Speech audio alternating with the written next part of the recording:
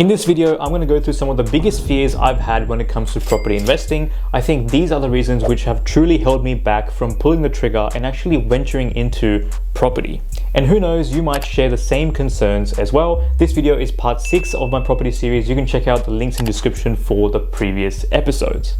When I look back over the past couple of years, there's been many chances where I could have gone down the property road. Firstly being the fact that when I got my first full-time job in mid-2019, I was making a decent salary plus commissions as well. This could have been a decent time to finally get into it. At that point, I had already a decent amount saved up, but I kept telling to myself, oh, we can always do this later. There's no time to do it now. I just didn't want to be bothered by it at that time. I was scared of buying the wrong property, and the fact that when it comes to property, you do have to speak to many other people and various other parties like real estate agents, and my brain basically just said, I ain't doing that. So I put it off because it was too much work, it was going to require too much research, and it was basically gone into the too hard basket. I was scared of overpaying for a property, and in general, I was just not confident. Even just thinking about it, it was just way too overwhelming, so I just moved on. Even though back then I was quite young, I was 20, 21, and despite the challenges, I could have still gone into it. There are options that exist for people that are not too confident. You can go and speak with buyer's agents. There are books out there. You can speak to other people. There's a lot of options which I could have explored to sort of get myself more comfortable with it, but I just didn't go down that path at all. If I simply just explored it a bit further, it would have really worked out for me, because from that point onwards, I think if I bought the property, it would have really grown in value by tens of thousands of dollars. Looking at from 2019 up until now, it's been about 4 years, and I think it even would have made me 6 figures from that point, but because of that little mistake, I just didn't go down into it, and this mistake has really costed me quite a lot. So yeah, look, the opportunity cost of not taking action at that time was pretty insane. Lesson is, it's okay to feel overwhelmed because you're doing something for the first time. That is completely valid, but that is not a good enough reason to just give up. Coming into the back end of 2020, I got a job at a Big 4 bank. Now, why this is important is because when you work for a bank, especially the Big 4 bank, you do get access to some really decent benefits.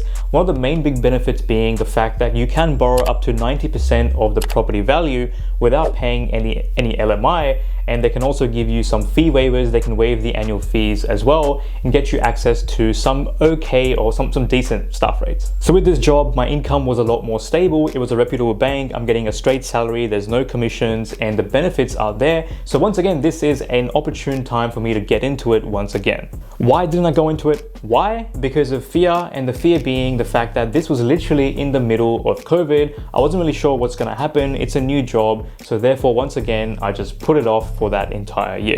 2021 rolls around, COVID is still a very big thing. This year could have been a decent year to get into it as well. Not only have I been in this job for quite some time now, but the fact that I've got my employment history there, the rates are still ridiculously low when it comes to interest rates. I think the RBA still had rates at 0.1%, so it's looking very good. Once again, this is a great time to just jump into the property market. I even got a small pay rise at the start of 2021, so everything was looking pretty good, but there was still a few lingering fears in my head which I never quite addressed, and I just brushed it off, and that is exactly why I didn't take action. Things like getting a mortgage is going to be for 30 years. Do I really want to be tied down to this mortgage and pay it off when I'm well into my 50s? Is this something that I really want to be dragging with me everywhere I go? Is this the right thing to be doing, especially when right now I'm so young? This is such a linear way of thinking, and it just ignores so many different factors. The fact that you can pay off this debt early if you pay extra, or the fact that if the price has gone up for the property over time, which theoretically it would have, I can always sell the property for a gain, pay off the debt a lot earlier than 30 years. There's a lot of things that can happen that would mitigate this fear. Also, the fact that if I've bought a property which is in a good location that's growing, the rental yields should also start to grow, or the rent itself should start to grow, and the property expenses will be covered by rent. Most of the expenses, if not all, but that is something which I just never addressed and just left it as it is. Another fear was interest rate risks, or the repayments being quite high, the monthly repayments, and this is actually quite a valid concern. If you look at what's happened in the mortgages department for the last year or so, repayments have definitely gone up. So this is quite a valid concern, with rates more than doubling and the interest costs more than doubling as well for basically everyone.